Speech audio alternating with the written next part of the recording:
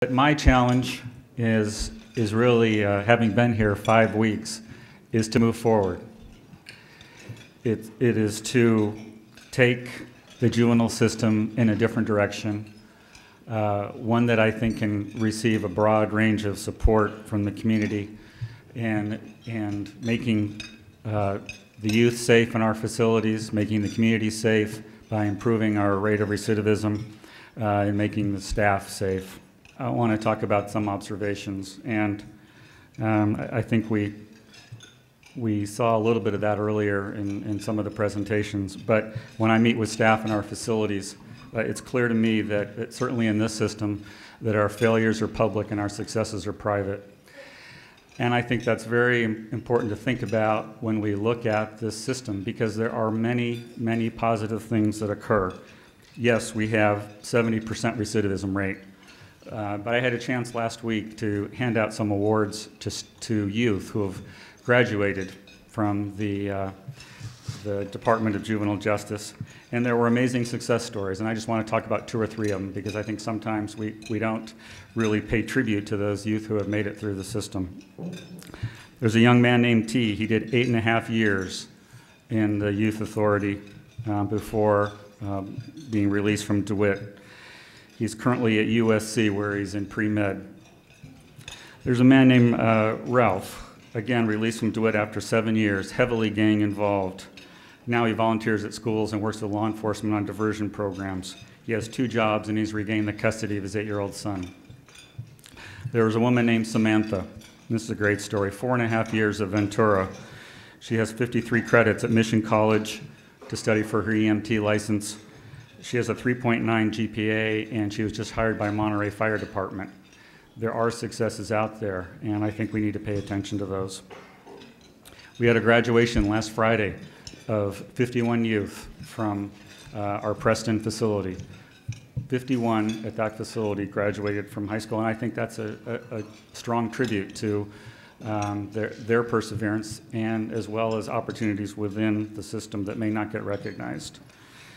Next week, there are 20 wards who are performing in a play called Searching for Remorse, and it deals with restorative justice, certainly understanding the impact on victims and other important things. So I just feel it's important to highlight that there are successes out there and pay attention to those. I want to talk about staff for a minute. Yes, there are some bad staff. I think that everyone has seen some examples of that. But I think to say that all staff within the Division of Juvenile Justice don't care about the youth that are in our custody.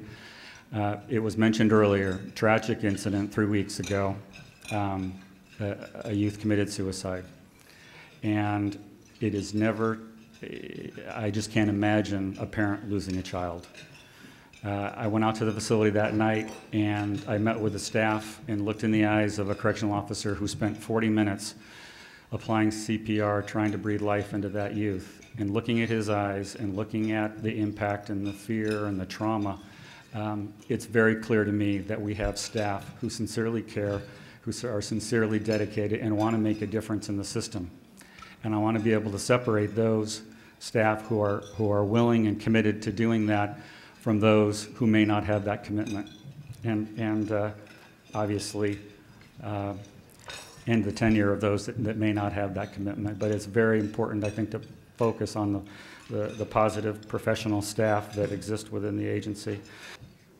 If you look at, and I think handed out the 6 principles around how we are planning the mediation, the remedial plans to the court, I want to just touch on each of those real quickly, and then I can open it up for some comments or questions. Elizabeth talked about it earlier. Part of our analysis, we have roughly 100 living units in the juvenile justice system in California. Each of those should be looked at very uniquely in terms of what our population is. And not all youth can go to open dorms, not all youth can go to single cells. We need to look at what is the right facility for the right youth, and the cornerstone of that is being able to do a risk-need instrument. Our analysis, our classification system looks at violence within facilities, but it does not really look at the criminogenic elements, as